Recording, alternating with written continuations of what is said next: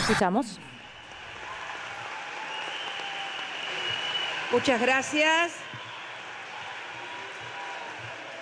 Muchas gracias. Muy buenas tardes a todos y todas los rionegrinos y rionegrinas y los que vinieron de alguna otra provincia, de Neuquén también, que hay algunos de Neuquén, y a toda la gente de Viedma que además está en estos días, recordando, fue el 7 de marzo, pero sé que el festival sigue hasta mañana, la fiesta sigue, ¿no, intendente? Hasta mañana, bueno. El combate patagónico por la soberanía, que, bueno, fue uno de los 3 hitos que tiene nuestra historia, y como decíamos con Pesati recién cuando veníamos, este fue victorioso, al menos porque finalmente los bandeirantes no pudieron pasar. Quiero además agradecer especialmente a las autoridades de la Universidad Nacional de Río Negro, señor rector, señora vicerrectora, por la distinción, y a todo el cuerpo académico y a todos los claustros universitarios que han participado no te había visto, en este evento. Bueno, nada, un nuevo honoris causa, el último había sido en otra provincia argentina, esta vez en el norte, en Chaco, fue el 6 de mayo, en unos meses más se cumple un año. En aquella oportunidad la clase magistral versó sobre la insatisfacción democrática, retomando una charla que yo había dado en el Parlamento Europeo, en Bruselas, acerca de la insatisfacción democrática en las sociedades frente a las demandas que no son cumplidas, que no son cubiertas por los estados, y hacía alusión a que ese Estado, por lo menos como se conforma en gran parte de Occidente, es un Estado, un modelo de gestión de Estado a través de una división de poderes que data de la Revolución Francesa. Esta era un poco la tesitura, la tesis, y que bueno, que realmente estamos queriendo gestionar desde el Estado a una sociedad que tiene internet y que tiene los celulares y que ha modificado absolutamente todo con una forma de organización estatal, jurídica y política que data de la Revolución Francesa. O sea, poder legislativo, poder judicial, poder ejecutivo, es un modelo de la Revolución Francesa, Montesquieu, bueno, y que estábamos queriendo gestionar el Estado con un modelo de una época donde las muelas se ataban con un hilo y de una puerta te sacaban la muela. Y que evidentemente esto generaba carencia de instrumentos y de acciones que pudieran conducir a que el Estado diera satisfacción, diera respuesta a las múltiples demandas que enfrenta. Bueno, pero ¿cómo estamos hoy a 40 años de democracia, como decía recién el rector? Y bueno, en la Argentina parece que ni siquiera estos 3 poderes funcionan. O sea, estamos... Y yo creo, y quiero acá hacer un homenaje, porque las dificultades que tuvo esta democracia, una persona que asumió apenas, un patagónico también como ustedes, que asumió apenas con el 22% de los votos allá en el año 2003,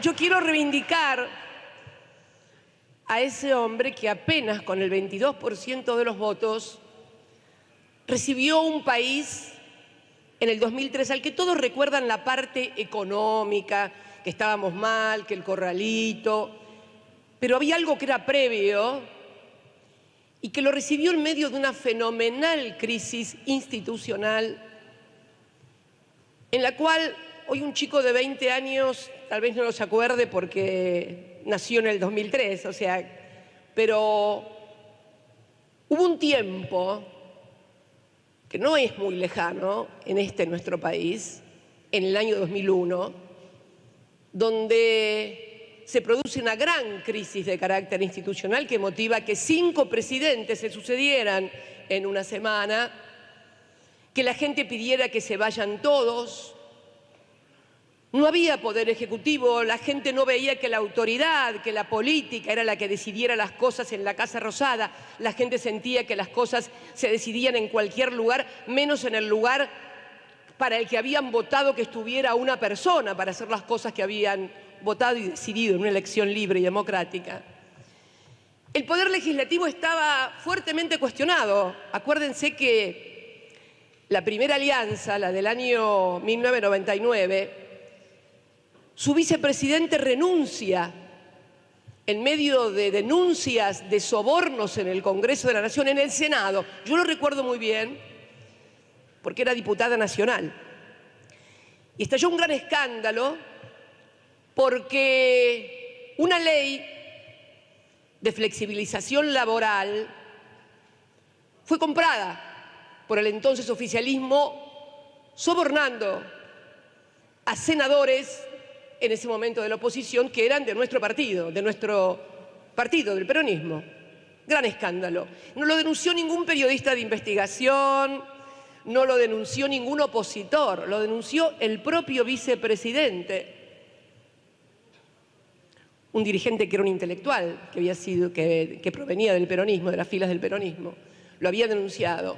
Finalmente renuncia, esto provoca una gran crisis institucional. Pero fíjense, no teníamos poder ejecutivo, teníamos un poder legislativo, bueno, en donde se podía comprar y vender leyes, y teníamos una corte finalmente, la que se conoció con el nombre de la mayoría automática, que fue la que legalizó todas las privatizaciones, todo lo que fue, si se quiere, en cierta manera, el saqueo de lo que fue el patrimonio nacional. O sea, no teníamos en ese momento lo que yo denominé en el año 2007, cuando di mi discurso de propuesta para la primera presidencia en la ciudad de La Plata, lo que yo llamo el Estado constitucional democrático.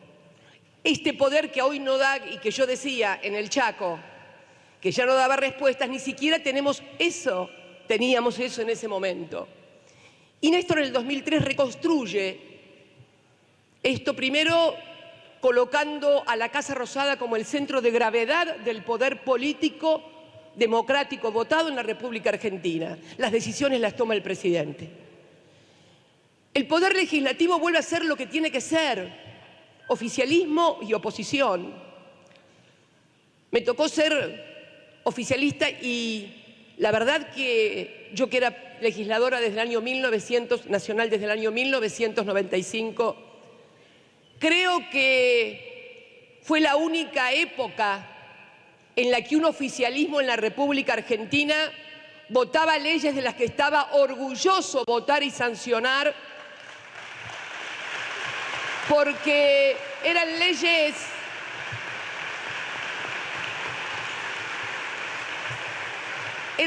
que otorgaban derechos, no le sacaban nada a nadie, al contrario. Y creo que además el oficialismo era oficialismo orgullosamente de ser oficialismo, y la oposición, bueno, era oposición porque tenía ideas diferentes. Este es el sistema, así funciona el sistema. No es que todos tengan que votar lo mismo ni pensar lo mismo. Oficialismo, así por lo menos fue pensado por Montesquieu allá por la Revolución Francesa. Oficialismo, habíamos recuperado también ese poder legislativo. Y luego finalmente cuando el pueblo, cuando el Estado argentino, no el presidente o el gobierno, es amenazado desde la Corte Suprema por su presidente de dolarizar la economía, se produce aquel memorable discurso de Néstor, al poco tiempo de haber asumido, donde solicita, como corresponde, al Parlamento argentino en la Cámara de Diputados que inicie el juicio político contra esos magistrados. ¿Qué quiero decir con todo esto? Que finalmente cuando me toca asumir la primera presidencia, la Argentina era un Estado democrático constitucional, donde cada uno cumplía los roles que tenía que cumplir. Y así siguió, porque además de ser la presidenta, creo que menos, hasta ese momento, decretos de necesidad y de urgencia firmó, se caracterizó la gestión de esos 3 años de gobierno por enviar todo al Parlamento, desde la recuperación de las AFJP, pasando por la ley de medios, pasando por la recuperación de YPF y la soberanía estratégica en materia de recursos e hidrocarburos, todo, absolutamente todo.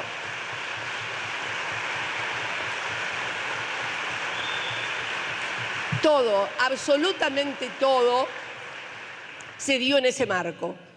Con tensiones, con diferencias, con discusiones, con debate, a eso no le tengo miedo, porque siempre fueron en el marco de la Constitución y de las leyes.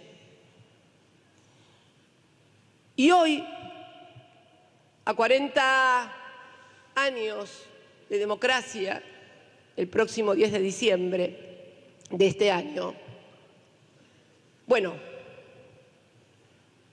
creo que lo que estamos viviendo en materia de división de poderes, cuando vemos a la oposición, o por lo menos al sector más importante de la oposición, aliado con el Poder Judicial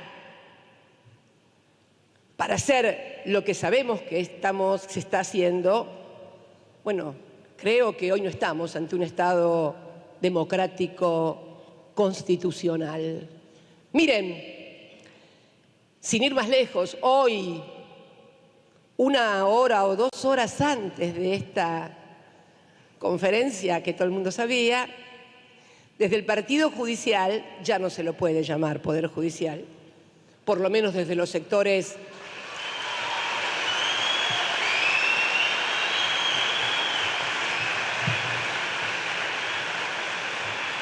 una hora o 2 horas antes de esta conferencia magistral, este honoris causa que me han dispensado, desde el Partido Judicial, separan al senador Martín Doñate, que era el representante en el Consejo de la Magistratura, y restituyen al miembro que había impugnado judicial. Más mafiosos no se consiguen, porque la verdad, los mensajes mafiosos, bueno, ¿qué voy a hablar de mensajes mafiosos si aquí precisamente en Río Negro, en Lago Escondido, todos los argentinos y todas las argentinas pudimos verificar los chats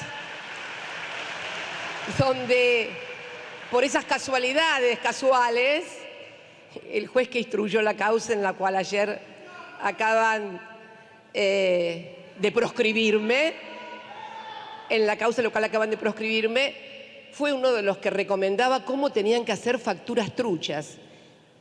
O sea, la verdad que yo creo que en algún momento, porque siempre todos estos sectores y mafias que se regodean en el poder y en la impunidad del poder, en algún momento siempre colapsan, más tarde o más temprano. Miren, cuando uno tiene muchos años ha visto pasar muchas cosas que parecían que eran eternas y que no se iban a terminar nunca y finalmente se terminan. Porque yo creo que el propio sistema va a necesitar sanearse, porque además estamos en un marco a estos 40 años de democracia, y quiero hablar específicamente del tema que nos ocupa hoy, que es la economía bimonetaria también, que va a requerir de un Estado y de decisiones que van imperiosamente a necesitar de legitimidad frente al conjunto de la sociedad, que son tomadas esas decisiones por hombres, por mujeres, por organismos, por estamentos que realmente hacen honor a las demandas no de un sector, sino del conjunto de la sociedad. Y la verdad que la ruptura del pacto democrático, que es esto lo que acabo de ver, y que yo creo que la principal y la más terrible fue la del 1 de septiembre, que si realmente se los digo con todo mi corazón, odié ser protagonista de eso,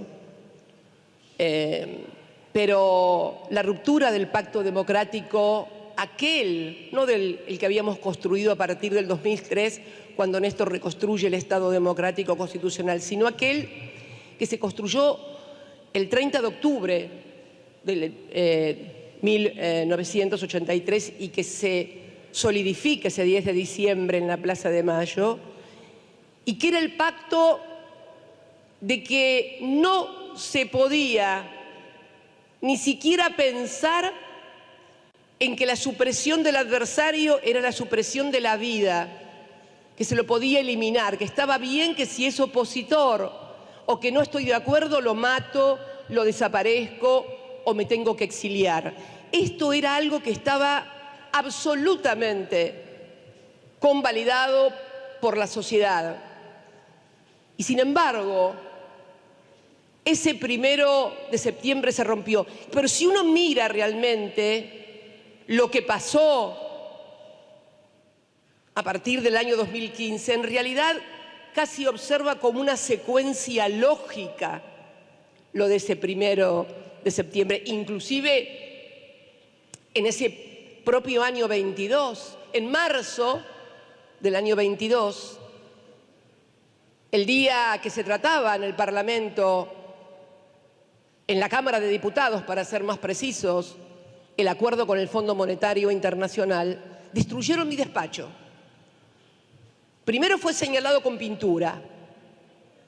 Luego, durante media hora, sin que interviniera ninguna fuerza ni de la Ciudad de Buenos Aires, ni ninguna fuerza federal, fue apedreado y destruido el despacho. La misma jueza que instruyó la causa es la misma jueza que instruye la causa. Es como que todo hace juego con todo. Y unos días más tarde, en las cartelerías de la Ciudad de Buenos Aires aparece un cartel, una foto de esas que me suele sacar Clarín. ¿Vieron? No lo puedo hacer cuando me meto el dedo en la nariz porque nunca me meto el dedo en la nariz, pero creo que si me metiera el dedo en la nariz sería esa la foto preferida. Una foto con una cara de muy mala, donde dicen asesina de 35.000 personas. Curiosamente, esto es el 28 de marzo, 4 días después de lo que se recuerda el 24 de marzo y los 30.000 desaparecidos. No fue casual el número, 35.000. ¿Vieron cómo cuestionan el tema de los 30.000 desaparecidos? No, que no son 30, que son esto, que son lo otro. No, acá entonces había que poner más. Si nosotros somos los responsables de 30.000, ustedes, vos, que sos la cabeza más visible del peronismo, son responsables de las 35.000.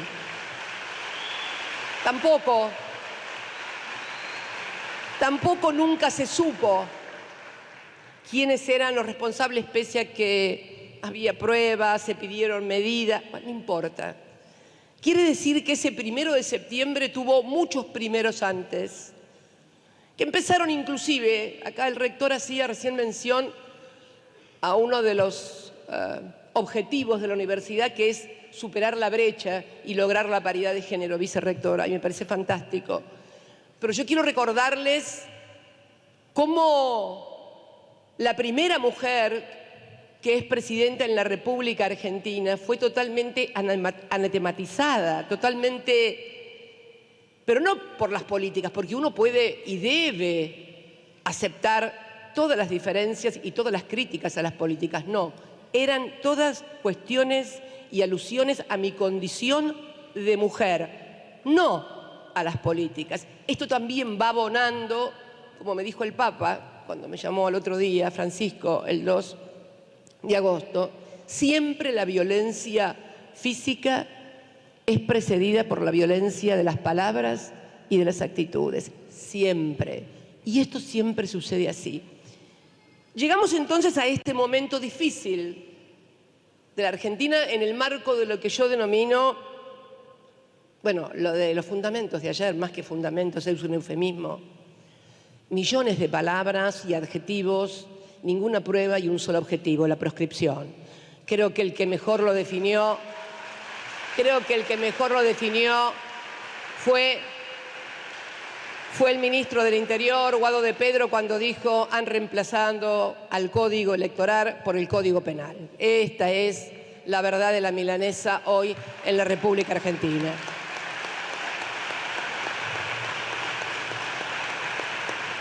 Pero, ¿cómo estamos? Si las instituciones están así en la República Argentina, ¿cómo andamos por la economía? ¡Wow! A 40 años de democracia. ¡Wow! En lo que yo denomino la economía bimonetaria.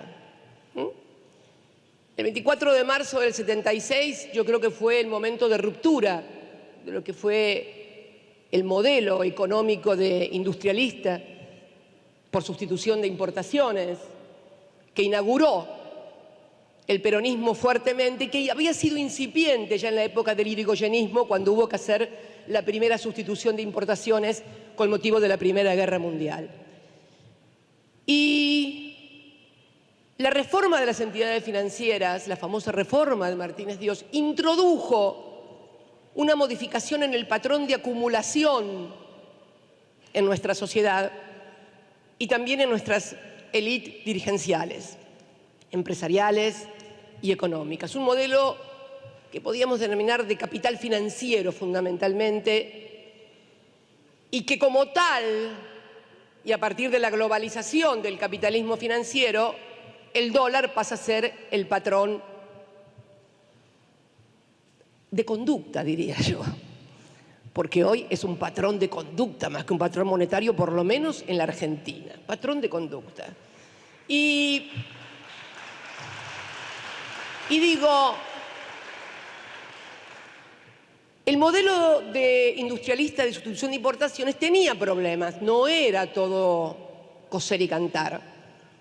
Tenía lo que se conoció con el nombre de la restricción externa. También nos faltaban dólares, pero los dólares no faltaban porque no nos alcanzaban lo que producía el sector agrícola para hacer frente a los dólares que nos insume desarrollar industrias que generan mucho más trabajo, porque de eso se trata, ¿no? Digo, generar trabajo y bien remunerado además. Y bien remunerado además. Y entonces, aquella restricción externa que tenía el modelo industrialista por sustitución de importaciones comienza a profundizarse con este patrón de conducta del que yo les hablo, y entonces, primero las clases dirigenciales empresariales que conforman la Argentina comienzan a formar activos externos en dólares, que por supuesto son tomados de nuestra economía y colocados por fuera del circuito de la Argentina en el exterior. Paso por alto la estatización de la deuda de los grandes grupos concentrados al final de la dictadura en el año 82, ¿no? A ver, los que hablan contra el Estado, que se acuerden que el que después vino con la convertibilidad, cuando estaba en el Banco Central en ese momento, fue el que estatizó la deuda de los grandes grupos económicos que todavía seguimos pagando los argentinos y las argentinas en general. Entonces, esa conducta luego, producto de evaluaciones, de crisis económicas que pasaron desde la hiper del 89, la otra hiper que vino en el 90, más la crisis que hacía alusión en el 2001, fue permeando a toda la sociedad. Y ya entonces no era el empresario que formaba activos en el exterior, sino también la gente que con un mecanismo de defensa, hasta la señora que por ahí trabajaba en la casa y juntaba lo que podía, y cuando podía juntar un poco más de plata, iba y compraba 50, 60, 100. Esta es la conducta, este es el patrón de conducta. Esto es una... ¿Por qué? Porque se relega el peso únicamente para las cuestiones domésticas, pero se convierte en una moneda que nosotros no tenemos como moneda de ahorro y moneda de pago, además, para determinadas operaciones. Vaya alguien a comprar una casa, un terreno, una tierra, si no tiene dólares, y si va con algún auto lujoso, lo mismo, tampoco se lo venden. Quiere decir que entonces, hoy, a 40 años de democracia, no solamente estamos sin Estado democrático constitucional, sino que estamos sin moneda también.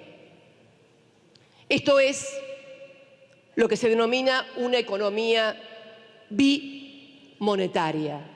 Y miren cómo se nota hasta en pequeñas cosas. A ver, el otro día leía, y lo sé porque Calafate, anda a conseguir un alquiler en Calafate, si te toca. Si te toca. No se consigue en toda la Patagonia ni se va a conseguir en los sectores turísticos que están esperando a Airbnb para que lleguen en dólar. Y no critico al que hace eso, porque en definitiva se está defendiendo su patrimonio.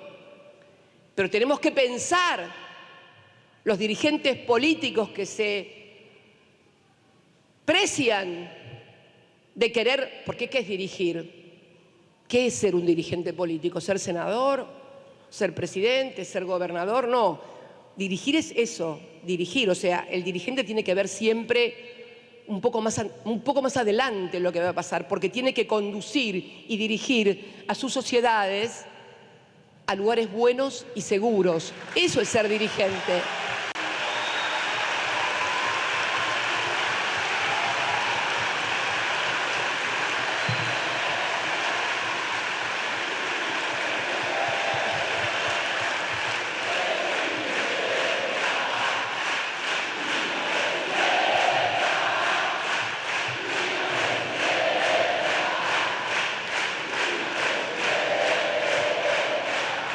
Y esta economía bimonetaria nos lleva a este escenario también de esta Argentina con inflación, porque, y esto es clave también entenderlo, hay una gran discusión, o por lo menos aparenta haber una gran discusión en cuanto a qué ocasiona esta inflación absolutamente desmedida comparada con cualquier otro país del mundo que tiene la Argentina, y que no es la primera vez.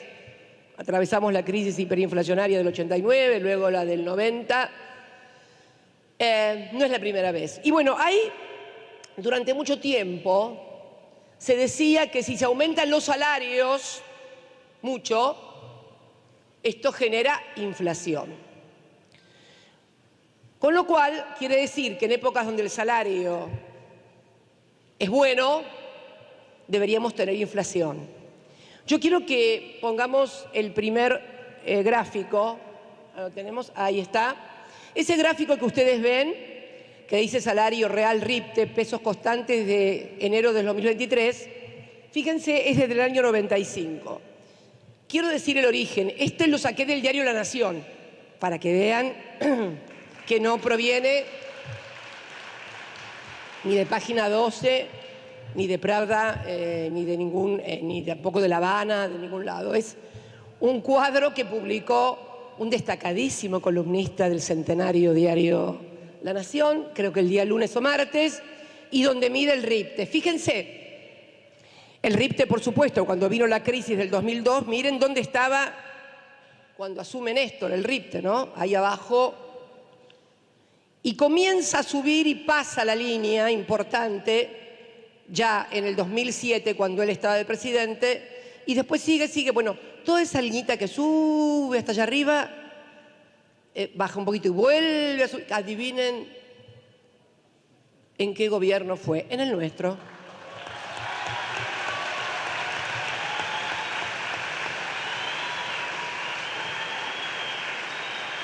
Y fíjense qué curioso, en el año 2015, cuando teníamos el salario más alto en dólares en América Latina, la inflación de ese año, medida por la ciudad de Buenos Aires, fue del 24, y algo, 24%. Me acuerdo que me daban lecciones todos los propios y extraños, todos. lecciones de cómo hacer, que no mande los de la cámpora a los supermercados a controlar los precios, que eso no es la inflación, que cómo, no, que está loca esta mujer, ¿qué está haciendo? Bueno, los que me dieron lecciones y dijeron que solucionar el tema de la inflación era una cuestión de chasquido así de dedos, la llevaron al 54%. Y fíjense cómo estaban los salarios en el 19. Y fíjense cómo siguen estando ahora, que tenemos 100% de inflación. Primera conclusión para gente que lo único que tiene que hacer es ejercitar la memoria y si no se acuerda de algo, bueno, leer un poquito. Está claro que los salarios no son la causa de la inflación, porque con el salario más alto de América Latina teníamos 24, y con los salarios por el piso, y con trabajadores registrados, como dije en Chaco, que por primera vez nos llegan a fin de mes, quiere decir... ¿Y entonces qué es lo que está pasando? Está pasando lo que dije en diciembre del 2020, no rector en un acto académico, no tampoco vicerrectora, sino en La Plata.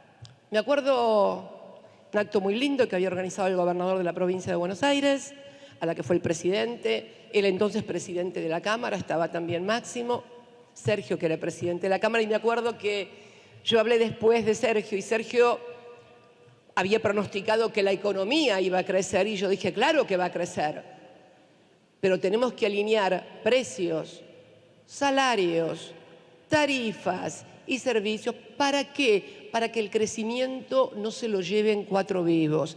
¿Qué es lo que está pasando? ¿Qué es? Porque es cierto que hay crecimiento, es cierto que la economía está creciendo y es cierto que se generan puestos de trabajo, pero son precarizados y de muy baja calidad y muy bajos salarios. Y esto es lo que siempre hemos sostenido desde el peronismo, que es la participación de los trabajadores en el Producto Bruto Interno. El segundo cuadro, por favor. Miren, fíjense, el segundo cuadro es la participación del salario en el producto en una serie histórica un poco más larga, del 35 al 22, y fíjense que los 3 picos corresponden, el primero al primer gobierno peronista, el segundo coincide con el golpe del 24 de marzo de 1976, y el otro es el nuestro, el periodo de los 3 periodos de gobierno, que debo decir también además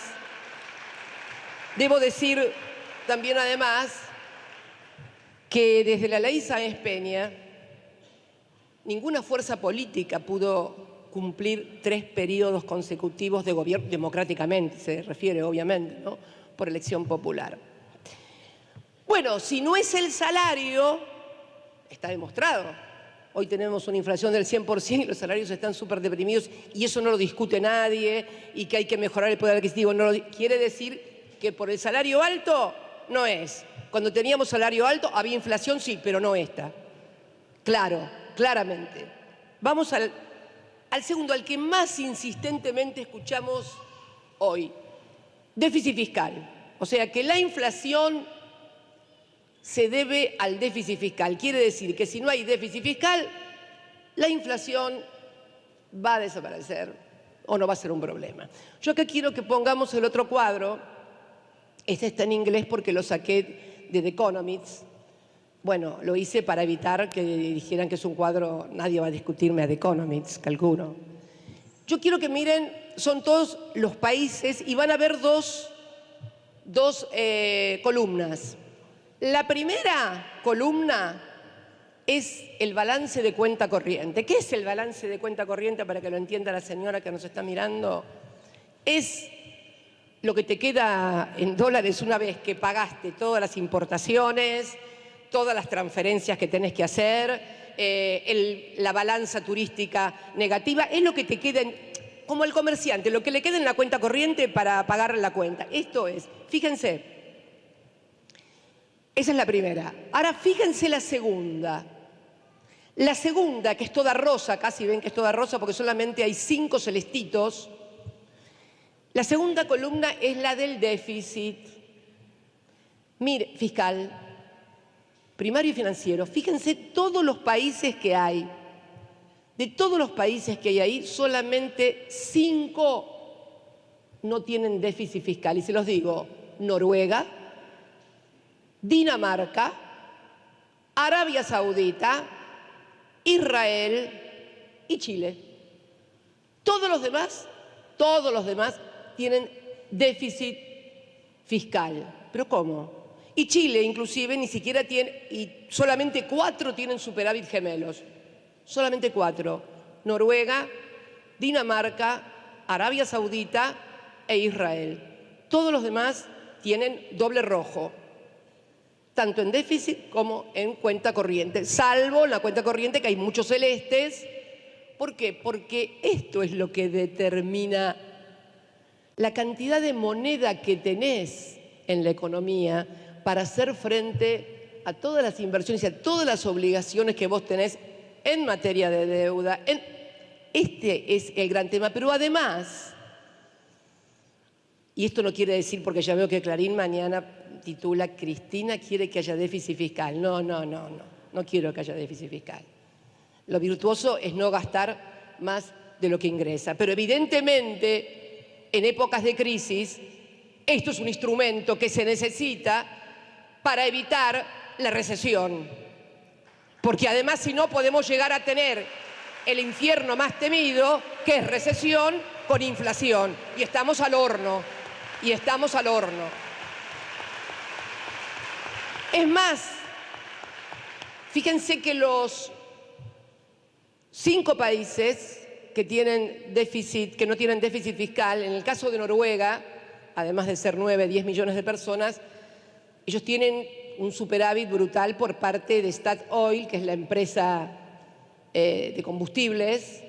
Todo el Mar del Norte es un lago de petróleo, y todo lo que ellos toman de Statoil, que ahora tiene otro nombre, creo que le pusieron otro nombre, Norway creo que se llama ahora, que es la que va a perforar aquí, frente a las costas del Atlántico, en nuestro país, va a un fondo de pensiones. Ellos tienen $1 trillón.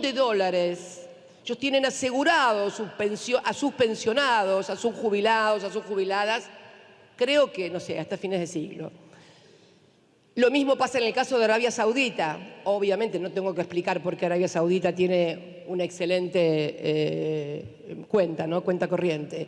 Dinamarca también se autoabastece en energía, y Chile no tiene cuenta corriente negativa, porque seguramente los precios de la energía le han disparado las cuentas y por eso pasa lo que pasa. Israel, ya sabemos, una potencia, y hay muchos otros países que son potencias en materia de exportación, y por lo tanto lo importante es estar en celeste en la cuenta corriente. Miren, les voy a dar un ejemplo para que todavía se entienda más.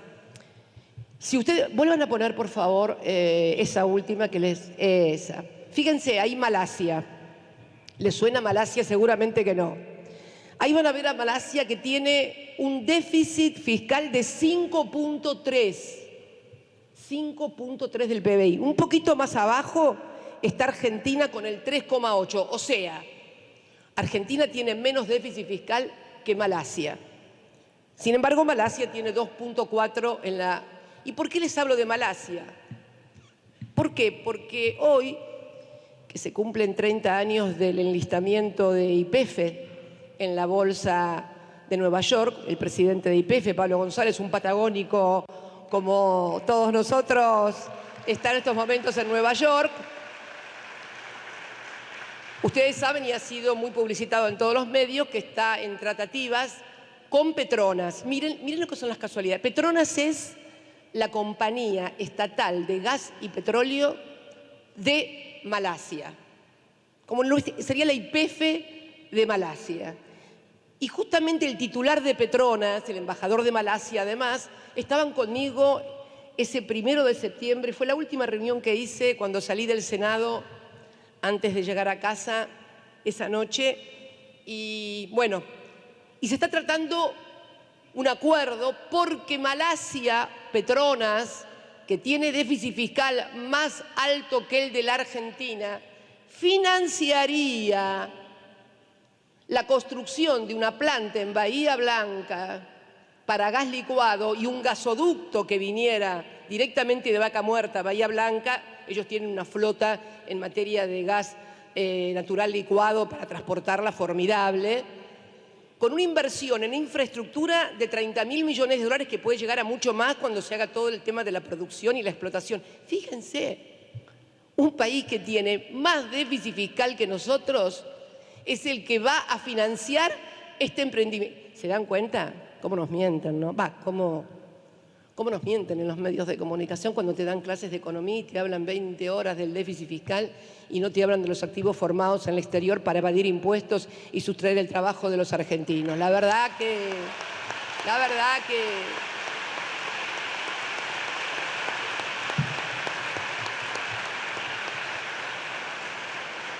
Y ustedes me dirán porque la clase magistral además decía inflación y Fondo Monetario. Bueno, esta es la segunda parte. La segunda parte es que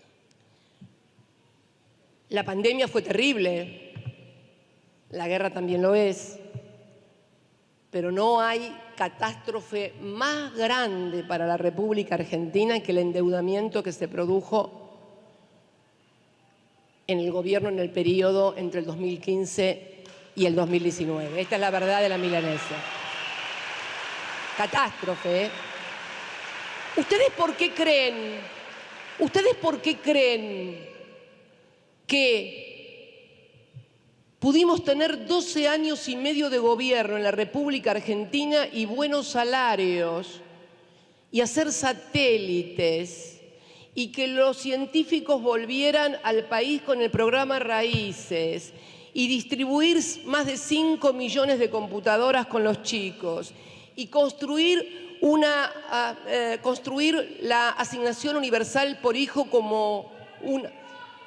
No, esto no depende de personas, depende de políticas que hagan determinadas personas. No es una cuestión personal, es una cuestión política.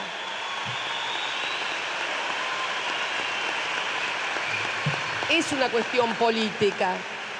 Porque un señor que además de reconstruir el Estado democrático constitucional, pagó la deuda, hizo la reestructuración de deuda soberana más formidable de toda la historia, y además de hacer la reestructuración soberana con quita de capital e intereses, pagó al Fondo Monetario Internacional para que no pudiera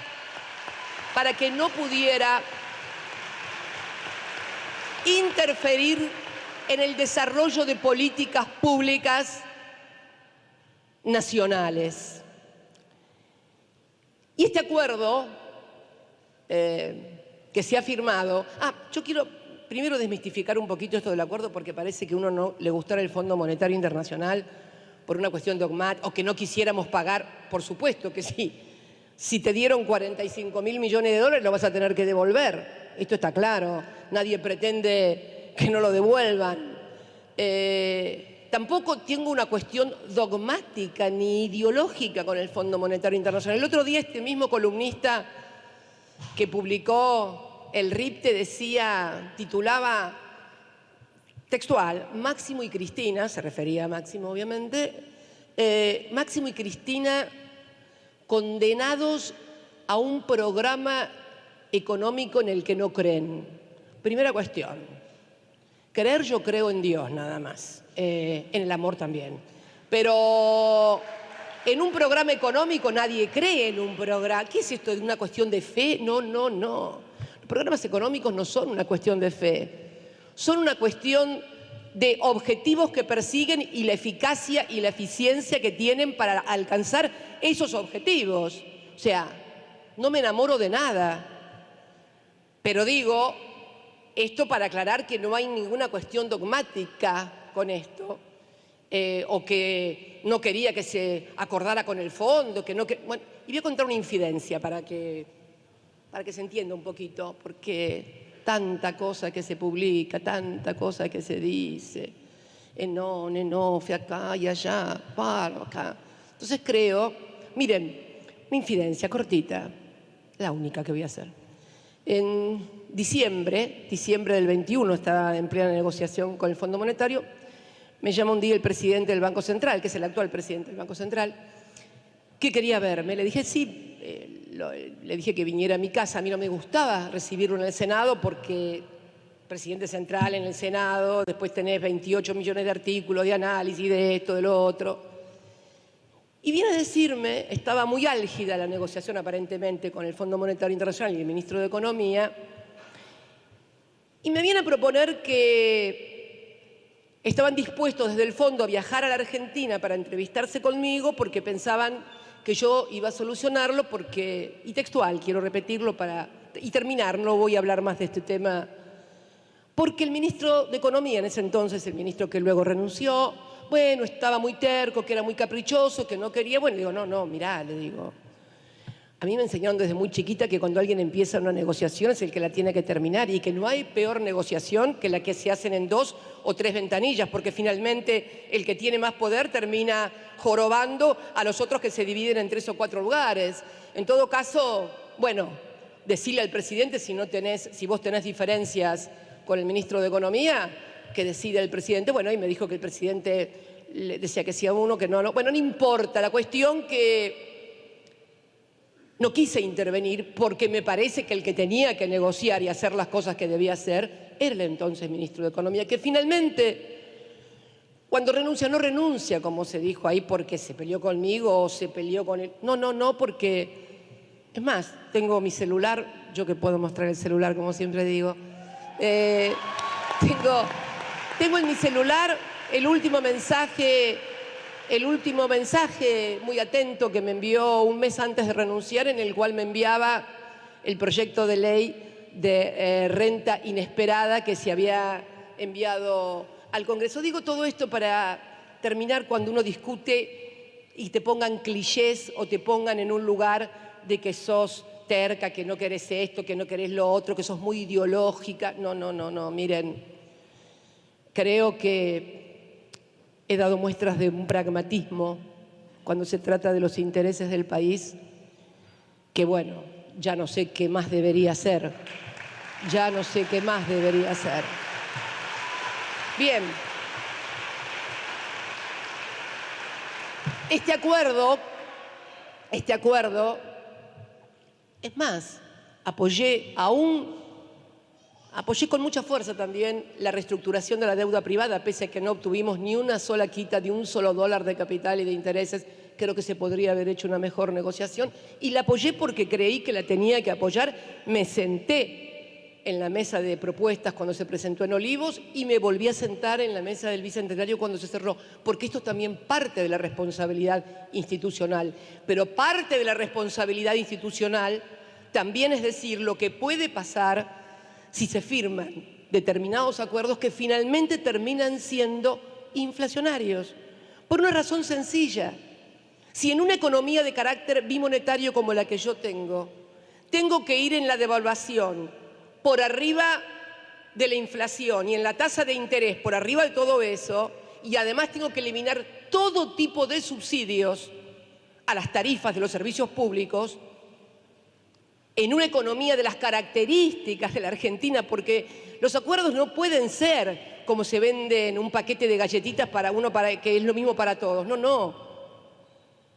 Esto es lo que sostuve, sostengo y sostendré siempre. Y creo que es importante, y porque lo van a tener que hacer, se va a tener que revisar también las condiciones en las cuales se firmó el acuerdo, porque yo quiero que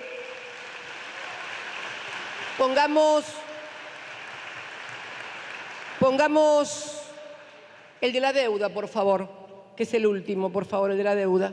Eso, bueno, miren ahí la deuda. Está muy chiquito, no lo van a ver, a lo mejor está más grande allá al costadito, pero fíjense lo que es la deuda en dólares. Esto es pagar deuda año por año. Acá no tenemos ni pago de importaciones, ni pago de balanza turística, que la tenemos negativa. Tampoco tenemos pago de transferencias, de fletes, de todo lo que hay que pagar, de divisas, de dividendos, de royalties. Acá es solamente deuda. Y tenemos en el año 24, o sea, el año que viene, 15.421 millones de dólares. El que sigue, 18.546 millones de dólares. El que sigue, 19.255 millones de dólares.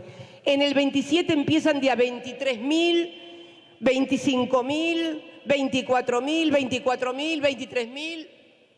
Eso, y ahí tenemos que tener, además, les vuelvo a repetir, los dólares para las importaciones de todo tipo y para la innovación tecnológica, porque quiero decirles algo, nosotros necesitamos innovación, y estamos en una universidad. La Argentina necesita urgentemente innovación tecnológica para sus exportaciones, porque se han reprimarizado las exportaciones en la República Argentina durante los últimos años. Se han reprimarizado. La reprimarización significa trabajo escaso y mal remunerado. Nosotros necesitamos innovación tecnológica, que es lo que da el salario calificado en las universidades, en los científicos, y eso lo hace el Estado. ¿Quién se cree que inventó la Internet? ¿O Steve Jobs? No. Fue el Estado el que hizo Estados Unidos en sus múltiples agencias de inversión. Les recomiendo un libro de Mariana Mazzucato, El Estado Emprendedor, que desmistifica que la innovación tecnológica proviene del sector privado. No, señor, la gran innovación tecnológica proviene del sector estatal. En Estados Unidos, en Alemania y en todas partes. Ahora, si yo no tengo los dólares, ¿cómo logramos hacer también esta innovación tecnológica? Entonces, sí, el otro día leía un periodista, que es un periodista razonable, decía que a partir del 25, con Vaca Muerta y con el litio van a sobrar los dólares. Miren, yo les digo algo, hemos tenido también una balanza comercial muy importante y los dólares se fueron, porque es esto que les dije al principio, la economía bimonetaria. Si nosotros seguimos teniendo como patrón, y hay algunos que hablan de que esto se soluciona ¿con qué? Con la dolarización. Mira vos. Mirá la dolarización. No, pero a mí me gustaría que se entendiera qué es esto. El otro día un empresario me hablaba de eso, un empresario muy importante en la Argentina, y yo me hablaba de Ecuador, pero yo les recomiendo que alguien, cuando tenga un tiempito, se dé una vuelta por Ecuador, y si piensa que la Argentina puede ser así y replicar. ¿Por qué digo esto? Y quiero que lo entiendan. Porque la gente en la Argentina, o una parte importante de la sociedad, cree que la dolarización va a ser algo así como la convertibilidad, ¿no? Donde nos habían convencido que un peso valía un dólar. No es así. El valor de una moneda no lo da ninguna ley. El valor de una moneda lo da el tamaño de la economía del país que emite esa moneda, y si además de que es la primera economía del mundo tiene un par de portaaviones, entendemos por qué el dólar es el patrón de conducta. Hoy hay una gran cuestión geopolítica, ¿no? Pero la dolarización, de producirse en la Argentina, el que va a tributar y el gran sacrificio de esa dolarización van a ser las clases medias argentinas. Piensen un minuto en esos que cortan las calles y que todo el mundo se enoja, que los planeros, que los negros, que esto, que el otro. Ellos no van a tener mayores problemas si hay una dolarización, porque el mayor consumidor de dólares no es el que come 1 o 2 veces por día nada más y no tiene ninguna otra. el gran consumidor de dólares en Argentina son las clases medias argentinas. Quiere decir que si hay una dolarización, el empobrecimiento de las clases medias argentinas no va a tener límites. Pero ¿cómo les pasa por la cabeza una moneda que emite otro país? ¿Cuánto va a valer su salario con respecto a eso? Tenemos que discutir y debatir estas cosas y obligar a que todos y cada uno de nosotros pensemos un poco más antes de repetir monocordemente, como si fuéramos allá en la época de la colonia y nos querían vender espejitos de colores. No podemos seguir comprando más espejitos de colores. Los argentinos nos han vendido durante mucho tiempo espejitos de colores. No más, no más, no más. Pero entonces el tema es que no hay solución, entonces aunque tengamos vaca muerta. No, claro. Si nosotros, por ejemplo, porque tenemos otro problema con la economía bimonetaria, tenemos también una Argentina que se ha informalizado y tiene un porcentaje de su población informal y una economía en negro. Algunos piensan que la economía en negro son únicamente los empleados informales que no están registrados y que sus... No. Les voy a hacer una pregunta. ¿A cuántos restaurantes van ustedes y cuando le dan el ticket es un ticket que dice comanda? ¿Vieron que no dice AFIP? ¿Vieron que no dice AFIP?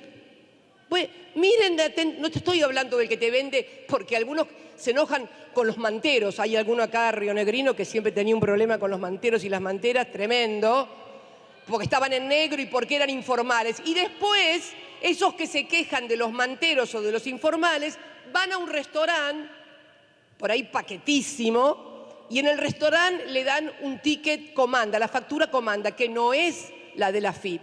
Bueno, a despabilarse argentinos. Si nosotros miramos la PEA, o sea, la población económicamente activa, que serán unos 30 millones de argentinos más o menos, o sea, argentinos entre los 18 y los 65 años, los que tienen edad laboral. Tenemos registrados, sea como empleados privados, como empleados públicos, como monotributistas, como autónomos, como monotributistas sociales, como empleadas de casa familiares de casa familiar, más o menos 11.600.000 argentinos. De esos 30 millones, de ellos tenemos registro. Después hay unos 7.800.000 argentinos, argentinas, que reciben un cheque, un ingreso que proviene del Estado. No estoy hablando de los jubilados, que es el sistema SIPA, el sistema de previsional. Estoy hablando de potenciar trabajo, AUH, progresar, etcétera, etcétera. Cuestiones que son políticas sociales, políticas de acción social. Pero hay 11.100.000, un 37%, o sea, fíjense lo que le estoy diciendo, población económicamente activa, o sea, población que labura, tengo registrado 11.600.000. Y que no tengo ningún registro de nada, tengo 11.100.000, casi 37% que no sabemos dónde están, ni qué son, ni qué hacen, y un 38% que sí. Esa es la Argentina en negro. Que no son los planeros, a los planeros los tenemos registrados, cada uno está registrado con un quill que es un ingreso que está registrado. Pero hay 11 millones aproximadamente de argentinos que no están registrados. Ahora, el conjunto de registrado y no registrado funciona como actividad económica. Y el problema que estamos teniendo es que el tema en negro o informal o no registrado me demanda el Estado, por actividad económica me demanda o pesos o dólares, pero resulta ser que yo no tengo la contrapartida del impuesto que cobro a la actividad para sostener el Estado. ¿Se dan cuenta cómo está funcionando? O sea, economía bimonetaria y además un tercio prácticamente en negro. Yo no sé todavía cómo estamos vivos, realmente. Somos milagrosos, realmente la Argentina es milagrosa. Entonces me parece que estas son las cuestiones que tenemos que discutir. ¿Y qué significa discutir? Esto significa, por ejemplo, administrar el comercio exterior para que no haya más festival de... Se enojaron algunos cuando hablé de festival de importaciones, pero el nuevo ministro de Economía tuvo que tomar cartas en el asunto para evitar el festival de importaciones.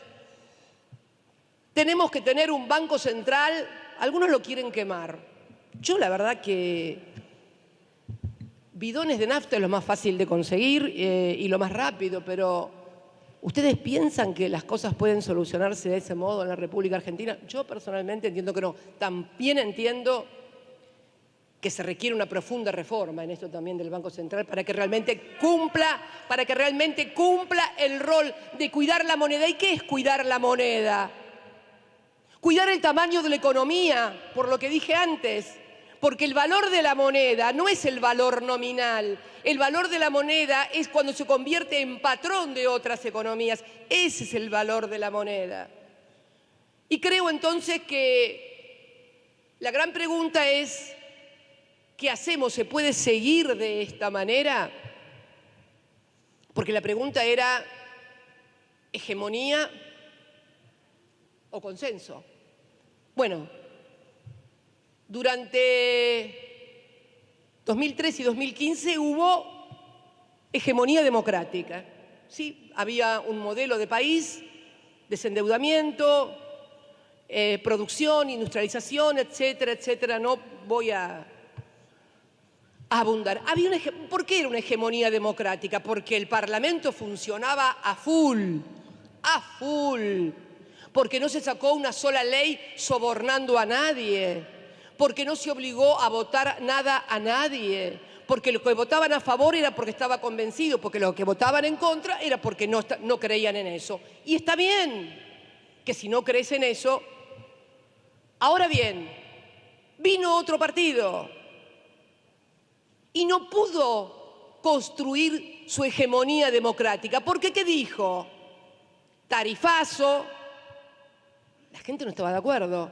Reforma previsional, no estaban de acuerdo. Vino el Fondo Monetario y un endeudamiento feroz que fue el que provocó que viniera endeudamiento. Entonces, el que vino después no pudo construir la hegemonía democrática, porque miren, se puede gobernar bajo dos formas, por hegemonía democrática en un Estado constitucional o por consenso, acordando las fuerzas políticas, el modelo de país y hacia dónde vamos. Ahora, si no tenemos hegemonía democrática y tampoco tenemos consenso, bueno, papito, que te ayude tu hermano. Entonces creo que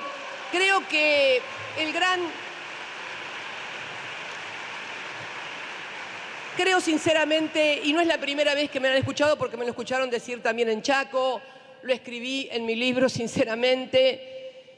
Yo estoy convencida que es necesario acordar. No vamos a acordar por ahí porque unos van a decir que hay que tener flexibilización laboral y los otros no. Unos van a decir, no, hay que sacar a todo. Pero en esto de la economía bimonetaria, ¿en qué patrón de acumulación vamos a hacer para tener los dólares necesarios para hacer frente no solamente a las obligaciones, sino frente a las obligaciones del desarrollo y el crecimiento que necesita y demanda nuestra sociedad? Hay que sentarse a hablar de eso, sin adjetivaciones, sin estereotipos, sin clichés, porque la verdad que tenemos una autoridad.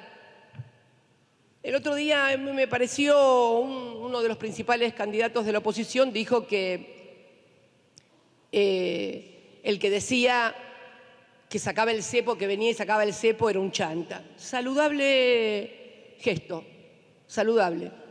Y aclaró un poquito enseguida, y aclaró y dijo, en el 2016 se pudo hacer porque había reservas en el Banco Central. Hola, ¿qué tal? Hola, ¿qué tal? Hola, ¿qué tal? Hola, ¿qué tal? ¿Por qué? ¿Por qué no probamos? Yo digo, ¿por qué no? Han mentido y siguen mintiendo. ¿Por qué no probamos con decirnos la verdad? Con los números. Estos son números. Yo no vengo con ideología, ni con teorías, ni con hipótesis. Vengo con números. Contrasto la Argentina que dejamos en el 2015 con 24% de inflación, el mejor salario, desendeudada, el fondo no estaba.